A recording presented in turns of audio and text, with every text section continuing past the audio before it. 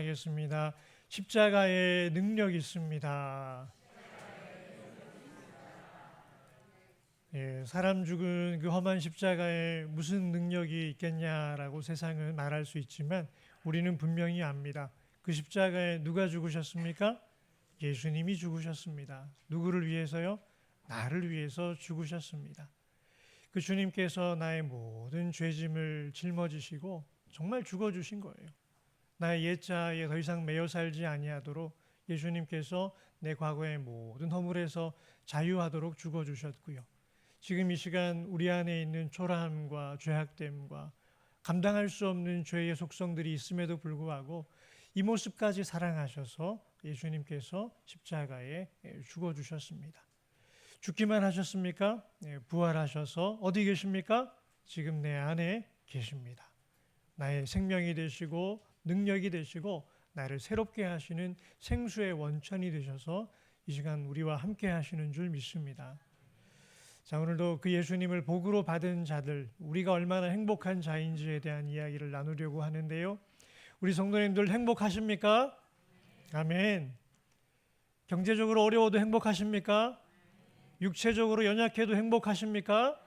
사람들이 외면하고 몰라주고 세상이 다 나를 등진 그런 삶을 살고 계셔도 행복하십니까? 아멘. 왜요? 예수님께서 우리 안에 계시기 때문입니다. 우리가 예수를 복으로 받은 자들이기 때문에 이 행복을 그 누구도 빼앗아갈 길이 없습니다. 예수님께서 우리 안에 행복이신데 어떤 분이신가? 예수님은 이 팔복의 말씀을 통해 우리가 받은 예수님이 어떤 분이신가?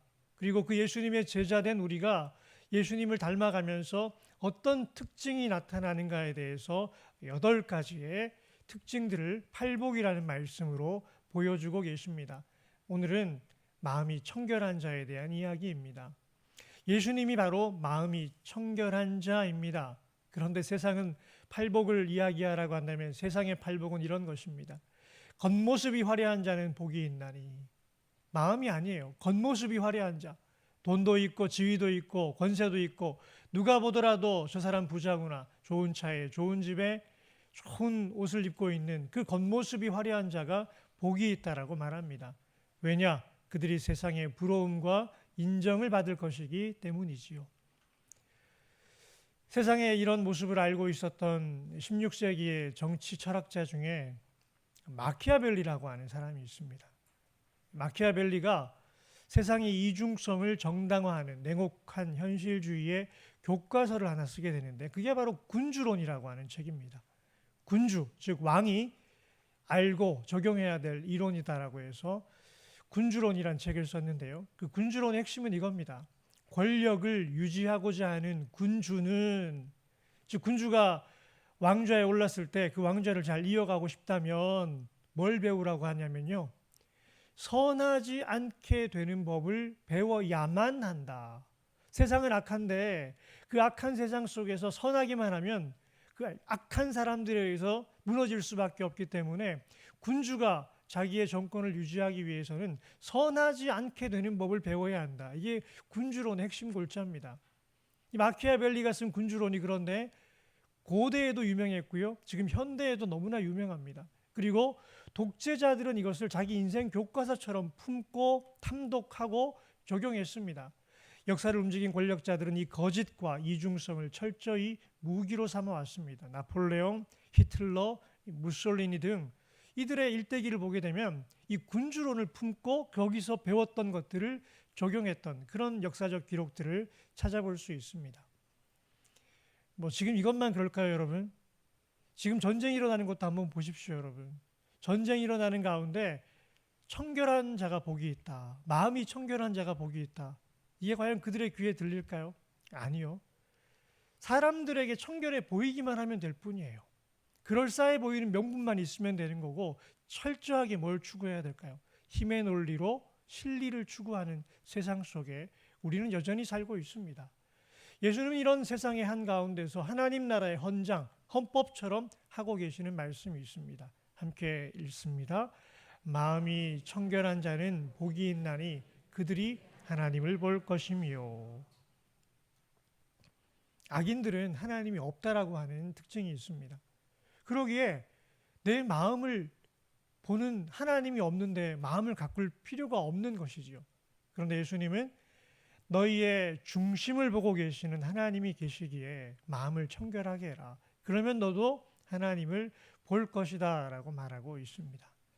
이게 왜 중요한가? 오늘 말씀을 통해 하나하나 살펴볼 텐데요. 먼저 예수의 이 청결한 마음의 본질이 무엇인가부터 살펴보려 합니다. 예수님의 청결한 마음은 도덕을 넘어서는 마음입니다. 이 마음은 완전한 연합을 향해 나아가는 마음입니다. 누구와의 연합일까요? 하나님 아버지와의 연합하는 마음입니다. 자, 왼쪽에는 인간적 기준에서의 청결한 마음인데요. 텅 빈 마음을 이야기합니다. 특별히 불교가 이런 이야기 많이 하죠. 비워내고 비워내고 또 비워내서 세상의 모든 욕망을 다 비워냈을 때 그걸 청결한 마음이라고 이야기합니다. 그런데 기독교는 텅 빈 마음을 청결한 마음이라고 하지 않습니다. 어떤 마음일까요? 가득 차 있는 마음이 청결한 마음의 본질입니다. 세속의 더러움을 비워낸 마음은 과정일 뿐이고요. 기독교의, 즉 예수님의 청결의 이 모델은 뭐냐? 하나님의 거룩함으로 가득 차 있는 마음. 조금도 빈틈이 없어서 그 무엇도 들어올 수 없을 만큼 하나님의 임재가 나를 가득 채우고 있고, 그 거룩하신 하나님의 임재 속에서 조금도 세속의 더러운 것들이 들어올 틈이 없는 완전하게 하나님으로 가득 차 있는 마음, 이것이 청결한 마음입니다. 오늘 예수님께서 사용하신 청결의 단어는 카타로스라고 하는 단어인데요. 불순물이 전혀 섞여 있지 않은 100%의 순금 상태, 순전한 상태를 의미합니다.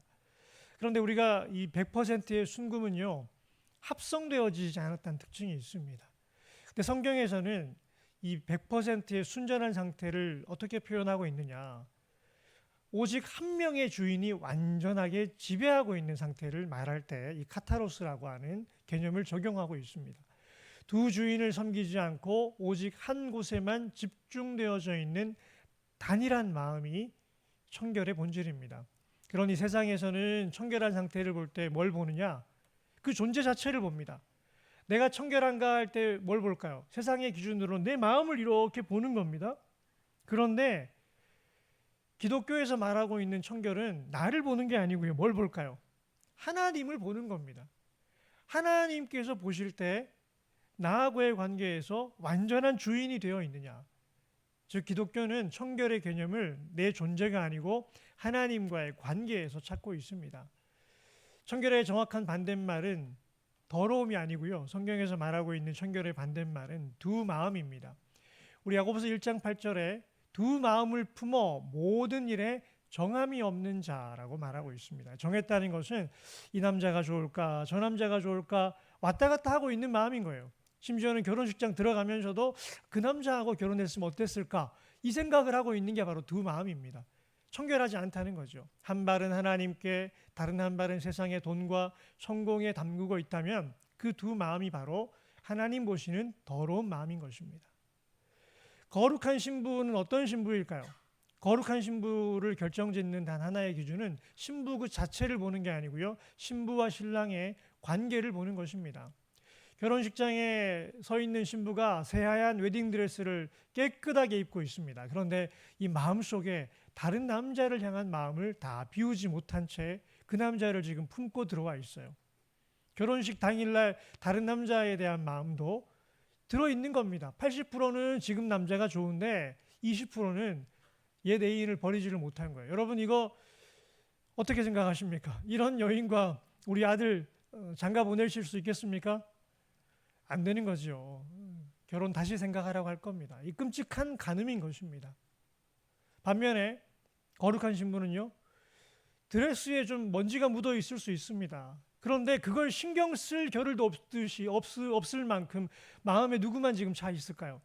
드레스에는 신경도 안 써요. 사람들이 바라보는 시선은 아랑곳하지 않을 만큼 신랑에 대한 마음, 나 오늘 이 남자랑 결혼한다, 행복해서 견딜 수가 없는 거예요. 그게 바로 거룩한 신부입니다. 신부가 결혼식장에 들어가려고 신부 대기실에 있다가 발걸음을 이제 식장으로 옮기는데 아이가 포도주스를 들고 다니다가 이 신부에게 다 와가지고 쏟아버려요. 신부의 이 드레스가 붉은색 포도주스로 물들어 버립니다. 여러분, 그럼 어떻게 해야 될까요? 바라보는 사람도 안타까울 거예요. 아니, 이제 옷 갈아입을 시간도 없고 식장에 들어가야 되는데 이 옷이 엉망이 되어 버렸으니까. 그런데 이 신부가 자기 옷 더럽혀진 건 신경도 안 쓰고요. 넘어진 아이에게 달려가 가지고 어이 괜찮냐고, 우리 아가 왜 다쳤어? 괜찮어? 어디 아픈 데 없어? 하고 아이의 볼을 이렇게 부비면서 아이고 너 괜찮아? 다친 데 없어? 하고 아이를 사랑의 눈빛으로 바라보면서 안아주고 있는 거예요. 그걸 한 발치 떨어져 있는 신랑이 바라보고 있습니다. 어떻게 바라볼까요? 역시 내가 장가는 잘 들었네. 세상에서 가장 아름다운 여인이 저기 있네. 하면서 그 신랑의 눈빛 속에 하트가 뿅뿅, 신부를 향해서 눈을 떼지를 못하는 거예요. 다른 사람들은 신부 드레스 더럽혔다고 걱정하고 있는 그 상황에서 신랑의 눈빛이 어때요? 신부를 향해서 그 사랑스러운 마음을 금할 길이 없을 만큼 사랑의 하트가 눈에서 막 쏟아져 나오는 거예요. 여러분, 이게 뭐라고요? 이게 청결입니다.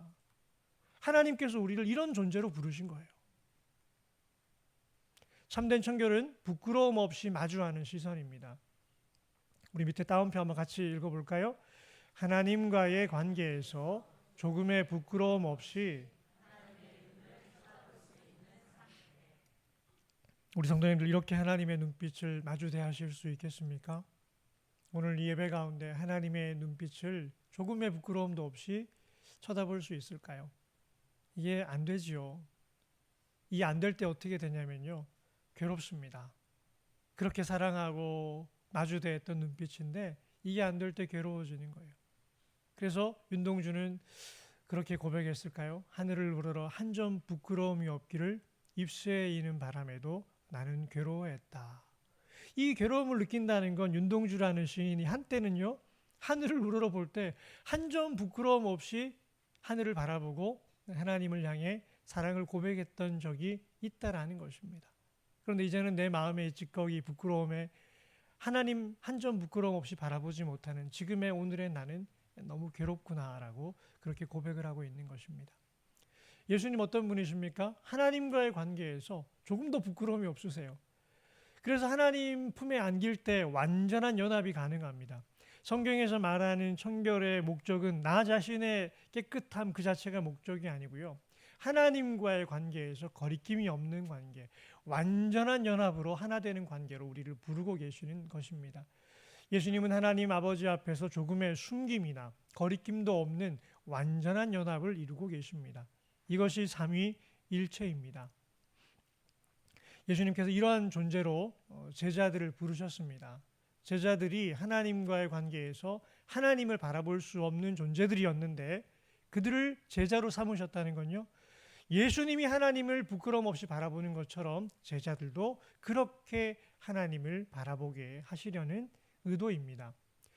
제자의 청결한 마음은 씻김 그 자체가 목적이 아니고 채워짐, 하나님으로 가득 채워지는 것이 목적입니다. 청결함은 우리가 돌을 닦아서 도달할 수 있는 목적지가 아닙니다. 청결함은 내가 도달할 수 있는 성취가 아니고요, 빛 되신 주님을 마주할 때 값없이 주어지는 씻김의 사건입니다. 우리가 오늘 말씀을 잘못 이해하게 되면 내가 하나님을 보기 위해서 내 마음을 갈고 닦아서 깨끗하게 하면 내가 하나님을 볼 수 있겠지, 천만의 말씀입니다. 불가능합니다. 성경 어디에도 그런 이야기는 하지 않습니다. 내가 내 마음을 깨끗하게 닦아내서 그 깨끗한 마음이 하나님을 보는 창이 된다, 그렇게 이야기하지 않고요, 성경은요, 우리가 하나님을 볼 때 내가 씻겨진다라고 합니다. 우리가 하나님을 만나고 우리가 하나님을 보게 되면 그 앞에서 내 존재가 얼마나 더러운지 드러나게 되고, 내가 나를 못 씻어요. 누가 씻어주실까요? 하나님이 씻어주시는 겁니다. 그렇게 하나님이 씻어주시고 나면은 그때부터는 고개를 들지 못했던 죄인이 다시 고개를 들어서 주님을 보는 것입니다. 그러게 뭐가 먼저냐? 하나님을 보는 것, 하나님을 만나는 게 먼저고요, 그리고 하나님 만나면 고개가 숙여집니다. 내가 얼마나 더러운 죄인인가 알고 고개를 들 수가 없습니다. 그런데 그때 다가오신 하나님이 나를 씻겨주시고 나의 고개를 들어서 주님을 보게 하십니다. 그리고 예수님께서 무엇을 선포하시는 겁니까? 너희들은 이제 존재가 씻김 받은 거룩한 자가 되었으니 고개 들고 주를 보거라라는 그 행복을 선언하시는 겁니다. 자, 이 원리가 구약과 신약에 다 잘 나와 있는데요. 거룩하신 하나님과의 만남이 우리를 정결하게 하는 것입니다. 오늘 이 시간 하나님을 새롭게 만나는 은혜가 있기를 축복합니다. 우리가 하나님 만났을 때의 증거가 무엇입니까? 고개를 들지 못하는 겁니다. 주여 나를 떠나소서 하는 겁니다. 실제로 이사야 선지자가 그러했습니다. 환상 가운데 하나님의 보좌 앞에 이르게 됩니다. 높이 올라간 그 보좌에 둘러싸고 있는 천사들은 거룩하다 거룩하다 거룩하다 하나님을 칭송하고 있는데 나는 어때요? 그 거룩하신 하나님을 만나니까 비로소 내가 얼마나 더러운 자인지를 아는 거예요. 나는 하나님 말씀을 입에 담고 그 입술로 하나님 말씀 선포하는 거룩한 자라는 선지자의 자부심이 있었는데 여호와의 빛 앞에 그 임재 앞에 서고 나니 내가 했던 그 말들이 얼마나 더러운 말들이었는지 하나님 말씀을 선포하는 선지자의 자존감은 다 사라지고 화로다 나로 망하게 되었도다. 내가 부정한 자로 이 백성 가운데 거하면서 만군의 여호와 거룩하신 하나님을 배웠구나라고 하나님을 만나게 될 때 그 앞에서 좌절하게 됩니다. 근데 하나님께서 어떻게 하십니까? 전사를 보내셔서 제단 숯불로 그 입술을 새롭게 지지시고 거룩한 자로 부르실 때 비로소 이사야가 하나님 앞에 새롭게 쓰임 받는 나를 보내소서 하는 거룩하고 정결한 자 되어서 주님의 사명을 감당하게 됩니다. 신약에 오게 되면 사도 바울이 있지요. 자기의 모습을 깨끗하게 하겠다고 정말 이를 갈고 율법을 지켰던 자입니다. 하나님 앞에 흠도 없이 완전한 존재라고 한 사람만 이야기하라면 바울을 이야기할 정도로 율법에 있어서는 흠이 없을 만큼 완전한 자였습니다. 그런데 그러한 완전한 자가 어떤 일을 저질렀습니까? 진리 그 자체이신 예수님을 대적하며 예수 믿는 자를 죽이는 일에 앞장서는 앞잡이 노릇을 했던 바울입니다. 다메섹 도상에서 예수님을 환상 가운데 만나게 되고 그 부활의 빛 앞에서 그 육신의 눈이 멀어버립니다. 그리고 비로소 자기가 주님을 보지 못하고 살아왔다는 걸 육신의 눈이 멀어버릴 때 인정하게 됩니다. 그리고 그의 눈을 주님께서 열어서 예수님이 어떤 분이신지를 알게 해주실 때 바울이 어떻게 됩니까? 진정으로 거듭나게 됩니다. 이제는 예수 핍박하는 자가 아니라 예수님을 증거하는 사도 중에 사도가 됩니다. 그럼에도 불구하고 시간이 지나면 지날수록 바울은 나는 죄인 중에 괴수입니다 라고 고백합니다. 그렇지만 나의 더러운 옛 자아가 계속해서 깨어지고 또 주님께서 주시는 새로운 자아를 덧입는 나는 날마다 죽노라라는 고백으로 살아가게 됩니다. 이들은 스스로 닦아낸 것이 아니지요. 압도적인 임재 앞에서 깨어지고 다시 빚어졌습니다. 사랑하는 성도님들, 이러한 은혜를 경험하셨습니까? 이러한 은혜가 동화책의 이야기가 아니고요. 그냥 누군가가 써놓은 소설책의 이야기도 아니고요. 실제로 역사 속에서 있던 사건이었고 지금도 일어나고 있고 내 인생에도 찾아오는 이야기입니다. 이러한 은혜를 경험할 수 있기를 축복합니다. 우리가 이런 은혜를 경험하게 되면요. 우리 신분이 변화하게 됩니다. 어떻게 변할까요? 나 자신은 더러운 자아였는데 정말 예수님께서 나를 보혈로 씻어주신 것을 경험하고 나면 그게 끝이 아니에요. 왜 씻어주셨을까요? 하나님 보게 하시려고. 어느 정도로 보느냐? 예수님이 하나님과 완전한 연합을 이루시는 가운데 조금의 부끄러움도 없이 바라보시는 그 관계로 우리가 그렇게 하나님 앞에 서게 하십니다. 이걸 성령의 전이라고 하는 겁니다. 예수님께서 우리를 씻기시고 우리 안에 거하심으로 성령께서 우리 안에 충만하게 임하셔서 우리가 성전이 된 것입니다. 그런데 그 성전된 자들이 여전히 육신의 음행을 행하게 되고 세상의 탐욕의 노예가 되어져 있을 때 바울은 고린도 교회를 향해서 너희가 성령의 전인 것을 알지 못하느냐. 아들의 핏값을 통해서 너희들을 하나님께서 어떠한 존재로 부르셨는지 망각했느냐라고 책망하고 있는 것입니다. 거룩함은 나의 노력으로 도달하는 목적지가 아니고요. 하나님의 임재가 내 안에 충만하게 임하게 될 때 그 임재로 인해서 뿜어져 나오는 결과물이 바로 거룩함, 이 청결함입니다. 억지로 닦아내는 삶에서 온전히 내어드리는 삶으로 우리의 신앙생활의 방향을 전환하셔야 됩니다. 내 삶을 억지로 닦아내려고 하는 이런 훈련을 하고 있고 이런 노력을 하고 있는 상태에서 나타나는 특징이 있는데요. 첫 번째는 정죄입니다. 자꾸 다른 사람들 비방해요. 쟤는 저거 신앙생활에 저게 습관이 저게 뭐야? 왜 예배를 잘 안 드려? 사회생활은 또 왜 저렇게? 왜 저 모양이야? 계속해서 누군가를 정죄합니다. 또 두 번째는요, 위선입니다. 정죄한 만큼 나는 아니고 싶어서 내 껍데기만 깨끗하게 하는 거예요. 그런데 정작 내 마음은 닦아낼 방법이 없는 거죠. 신앙생활 지금 이렇게 하고 있다면 빨리 돌이키셔야 합니다. 어떻게 돌이켜야 될까요? 온전히 내어드리는 삶으로. 다른 사람 볼 여유가 없어요. 내가 죄인인 거예요. 나의 이 더럽고 추악한 영혼을 주님께 드립니다 하고 주님을 더 깊이 찾고 구하고 만나는 가운데 내 삶을 주님께 드리면 주님께서 나를 새롭게 해주신 은혜가 임하게 됩니다. 자, 이런 제자의 삶은 한 번에 끝나는 게 아니고요. 청결한 존재로 우리를 새롭게 거듭나게 하셨기 때문에 이제는 우리의 마음이 그 청결한 마음을 유지하며 살아갈 수 있게 되었습니다. 청결한 마음으로 살아가라는 이 의미는요, 하나님의 얼굴을 구하며 살아가라는 것입니다. 고개 들지 못하고 문제를 만나도 고민만 했던 인생이 하나님 아버지를 보게 되면 어떻게 될까요? 모든 문제 가운데 고개 들고 하나님을 바라보게 됩니다. 그런데 우리가 마음속에 두 마음을 품고 있으면 어떻게 될까요? 한 발은 세상에 담궈놓고 여전히 세상의 것을 탐하고 천국도 가고 싶은 이 부자 청년과 같은 그 마음이면 어떻게 될까요? 재물과 하나님을 겸하여 섬길 수 없기 때문에 하나님을 제대로 쳐다볼 수가 없는 것입니다. 우리 성도님들 제 눈 한번 뚫어지게 한번 쳐다보실래요? 잠깐 보는 건 괜찮은데요. 한 10초만 계속 보고 있으면 싸움 날 수밖에 없어요. 왜 쳐다봐? 그러는 거예요.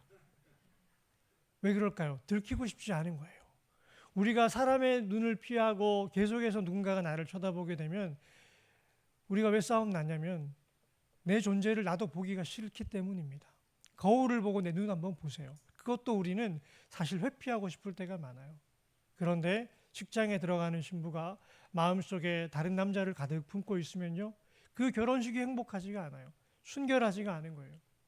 예수님과의 혼인잔치가 왜 안 기다려질까요? 예수님이 아니고 세상이 내 마음에 가득한데, 예수님이 내 마음의 신랑으로 온전하지가 않은데 혼인잔치가 기다려질 리가 없는 거죠. 우리가 어느덧 신앙생활 하다 보면 죄책감이 너무 깊어질 때가 있습니다. 내가 내 존재를 아니까요. 아무리 노력해도 안 되는 내 마음의 죄성을 이길 수 없다는 연약함도 알거든요. 과거의 허물을 생각하면 죄책감에 짓눌리게 되고 현재의 죄를 이길 수 없는 죄성을 생각하면 이 연약함으로 인해 무너지게 되고 이 죄책감과 연약함 가운데서 어떻게 신랑을 쳐다봅니까? 마음속에 다른 남자 가득 품고 있는 신부가 그 신랑의 눈을 마주 대할 수 있을까요? 피하게 되는 거예요. 겉으로 잠깐의 미소는 지을 수 있을지 몰라도 눈과 눈을 마주 대하는 대화는 할 수가 없는 것입니다. 그런데 예수님께서 우리로 하여금 다시 주님의 눈을 보게 하십니다. 우리의 죄에 대해서 십자가에서 피 흘려서 다 해결하셨다는 거예요. 우리의 연약함에 대해서 내가 너 안에 있어서 나의 영이 너를 새롭게 함으로 너를 거룩하게 빚어가고 있다라는 걸 우리에게 말씀해 주십니다. 그리고 소망 가운데 우리로 하여금 꿈꾸게 하세요. 완전하게 부끄러움 없이 하나님을 바라보는 존재로, 하나님과의 관계에서 한 점 부끄러움이 없는 존재로 살아가도록 우리로 하여금 그런 꿈을 꾸게 하십니다. 사랑하는 성도님들, 이게 진짜일까요? 우리가 정말 예수님을 죄책감과 연약함을 넘어서 내 안에 계신 주님을 볼 수 있는 그런 은혜가 정말로 있을까요? 사실 지난 목요일에 목요기도회 때 남문현 목사님이 강단에서 이렇게 설교를 하셨는데요. 제목도 다르고 설교의 내용도 많이 다른 것 같습니다. 그런데 보니까 알맹이가 너무 똑같은 거예요. 어떻게 이렇게 똑같은 설교를 목요일에 먼저 하시나 싶을 정도로 하시는데, 남 목사님께서는 이 원리를 엄마와 자신과의 경험에 빗대어서 비유로 설명하시더라고요.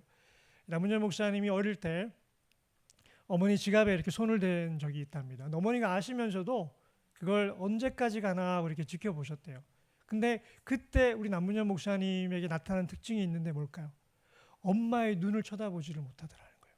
엄마하고 편하게 장난도 치고 가서 안기고 애교도 부리고 엄마하고 너무 친밀하게 지냈는데 주머니에다가 이렇게 엄마의 돈을 넣어두는 순간에, 그것도 몰래 엄마 지갑을 해서 내 주머니에 엄마 돈이 들어와 있는 그때부터 나는 할 수 있는 건 많아졌어요. 슈퍼 가서 맛있는 것도 사고 장난감도 사고. 근데 그때 나타난 특징이 엄마 얼굴을 못 쳐다본다는 거예요. 그런데 구역 예배 드리는 날 헌금에 손을 댄 거예요. 엄마가 이제는 때가 왔다 하고 회초리를 들고 아들을 호되게 그냥 아주 한 대만 때렸을까요?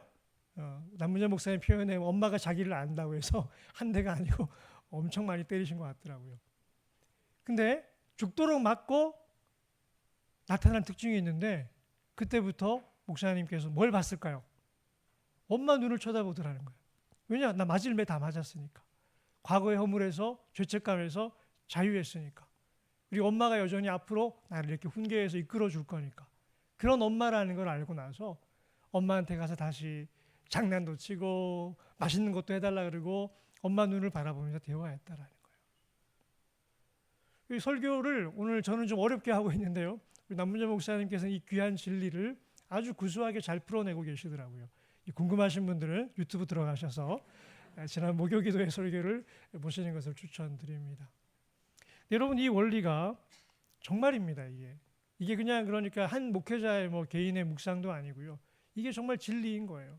구약에 보면 다윗이라고 하는 인물이 그렇게 엄마에게 매 맞는 것처럼 하나님 앞에 기도하는 장면이 나오는데, 왕좌에 있으면서 충분히 누릴 수 있는 그 상황 속에서도 부하의 아내가 탐이 나서 밧세바란 여인을 자기 여인으로 취하고 그 부하 우리아는 죽이고 하나님 앞에 심각한 죄를 짓죠. 그런데 왕이다 보니까 아무도 다윗에 대해서 책망하지 않아요. 근데 그때부터 나타나는 현상 하나가 다윗이 하나님을 바라보지를 못해요. 예배의 자리에 몸뚱아리는 있을 수 있지만 하나님의 눈빛을 대하지는 못해요. 그리고 하는 고백이 있어요. 내 영혼이 쩍쩍 갈라지는 가뭄의 마른 땅처럼 갈라져서 산산조각이 나버렸습니다. 그리고 하나님에게 살려달라고 하는 거예요. 근데 그 시편 51편에 하는 기도 가운데 보게 되면 하나님이여 내 속에 정한 마음을 창조하시고 저렇게 이야기합니다. 저 정한 마음이라는 게 바로 오늘 예수님 말씀하신 청결한 마음인 것입니다. 다윗은요, 저 정한 마음으로 나를 씻어달라고 하는 차원을 넘어서 어떻게 하고요? 있죠? 창조해달라는 거예요. 내가 거울에 비친 내 자신을 보는 게 너무 괴로워서 과거의 허물에서 벗어날 수가 없어서 하나님께 청결한 마음, 정한 마음을 새롭게 하여 다시 만들어 주시죠 라고 기도하고 있는 겁니다. 그 정한 마음에 쓰인 히브리어 단어가 타오르라고 하는 단어인데요. 이 타오르라고 하는 단어는 한 번도 더럽혀진 적이 없었던 새 마음을 창조해 주소서. 신랑과 신부가 결혼을 하는데 연애할 때 다른 남자 만나가지고 호박씨 같다고 해야 되나요? 그게 자꾸 마음속에 걸리는 거예요. 남자는 괜찮다고 하는데 연애할 때 그럴 수도 있지 괜찮다고 하는데 이 신부 마음에 그게 걸림이 있는 거예요. 남자친구 속이고 바람 폈던 그게 걸림이 있는데 식장에 못 들어가겠는 거예요. 어떻게 해야 될까요, 여러분? 아예 그런 적이 없었던 것처럼 완전히 지워버리면 됩니다. 그렇죠? 근데 우리 인간의 관계에서는 이게 불가능해요. 근데 하나님과 우리 관계에서는 이게 가능합니다. 왜냐? 하나님은 창조주이시기 때문에 그렇습니다. 내가 새 마음을 창조해 줄게. 아예 한 번도 죄를 지은 적이 없는 것처럼 그렇게 다시 만들어 줄게. 다윗이 이걸 믿었던 거예요. 그래서 이 기도를 드리고 하나님의 용서가 선포되어질 때 다윗은 하나님 저 밧세바란 여인 간음하고 그 남편 우리아 죽인 죄인입니다라고 더 이상 이야기하지 않아요. 옛날 다윗은 그런 놈이 있었습니다. 옛 자아는 죽었습니다. 지금의 제 마음은요, 하나님 한 번도 죄를 지은 적 없는 새 마음입니다. 타오르, 새 마음을 봐라. 창조하시는 하나님이십니다. 타오르 봐라. 이 고백을 하면서 하나님 품에 가는 겁니다. 근데 다윗에게는 이때 예수님에 대한 이야기도 없었어요. 그렇지만 다윗은 이걸 믿었습니다. 반면에 우리는 신약 시대를 살아가면서 너무나 선명한 복음을 듣고 있어요. 어떤 복음입니까? 누구든지 그리스도 안에 있으면 새로운 피조물이라. 이전 것은 지나갔으니 보라 새 것이 되었도다. 주님은 나를 그렇게 보신다는 거예요. 내 남편은, 내 아내는 과거의 그 허물로 여전히 색안경을 끼고 볼지라도 하나님은 그렇게 보지 않으신다는 거예요. 완전히 새로운 존재로 예수님 안에서 한 번도 죄 지은 적 없는 자인 것처럼 그렇게 우리를 바라보고 계십니다. 근데 누가 못 보는 걸까요? 내가 내 죄책감에 짓눌려서 주님을 바라보지 못하는 거예요. 다시 예수의 피를 고백할 수 있기를 소망합니다. 주님의 피가 우리의 모든 죄를 씻으시고 주의 영이 우리 안에 계셔서 우리의 연약함에도 불구하고 우리를 온전하게 빚어가고 계세요. 주님의 형상을 우리 안에 이루어가고 계십니다. 그 믿음이 있을 때 우리는 비로소 하늘 바라보게 되고요. 하나님의 눈빛이 내 눈빛을 만나서 우리의 시선이 교차하게 됩니다. 그때 행복하다라고 고백하는 거예요. 여러분, 대기업 회장님 아들이 어려운 문제 만났을 때 뭐 바라볼까요? 아버지 심기만 보는 거예요. 또 실패했습니다, 아버지. 집에 들어가가지고 저녁 먹으러 오래서 가는데 딴 거 아무것도 안 봐요. 반찬이 뭐냐, 밥상에 뭐가 있느냐 아무것도 안 봐요. 슬금슬금 가서 아버지 눈빛이 어떠신가 이렇게 보는데 아버지가 나를 딱 마주 대하시는데 웃고 계세요. 괜찮아 임마, 일로 와. 밥 먹어. 실패하면서 배우는 거야. 국 좀 더 가지고 오세요. 그럼 끝나는 거 아니겠습니까? 그런데 아무리 내가 잘한 것 같아도 내가 몰래 저지른 죄악을 아버지가 알고 계세요. 밥 먹으러 갔는데 아버지가 나를 쳐다보지를 않아요. 그러면 당장 성공한 것 같아도 끝난 겁니다. 여러분, 그런데 우리는요, 대기업 회장님 아들이 아니고 우리가 지금 누굽니까? 전능하신 하나님의 자녀들입니다. 우리가 기도 가운데 하나님의 눈빛을 마주 대할 수 있는데 그 주님이 나를 보고 웃고 계시다면 그걸로 충분한 줄 믿습니다. 더 나아가서 우리에게 하나님이 어떤 비전을 주셨냐? 예수님의 눈에 사랑스러운 신부가 되는 비전을 주셨습니다. 주님께서 우리를 보실 때 사랑의 눈빛으로 바라보신다면 감히 그 어떤 누가 우리를 해할 자가 있겠습니까? 주님께서 십자가로 우리를 부르셔서 씻기시고 예수님 눈에 거룩하고 사랑스러운 신부로 거듭나게 하신 이 놀라운 복을 믿고 누리시는 과림리의 모든 성도님들 되시기를 주님의 이름으로 축원합니다. 아멘. 사랑의 아버지 하나님, 이 많은 죄와 허물에도 불구하고 주님께서 우리를 용서하시고 씻겨주시는 줄 믿습니다. 이 놀라운 은혜를 믿고 십자가 앞으로 나아가며 이 사순절 기간에 완전한 용서에 대한 고백이 온전해지는 은혜 누리게 하여 주옵소서. 예수님의 이름으로 기도합니다. 아멘.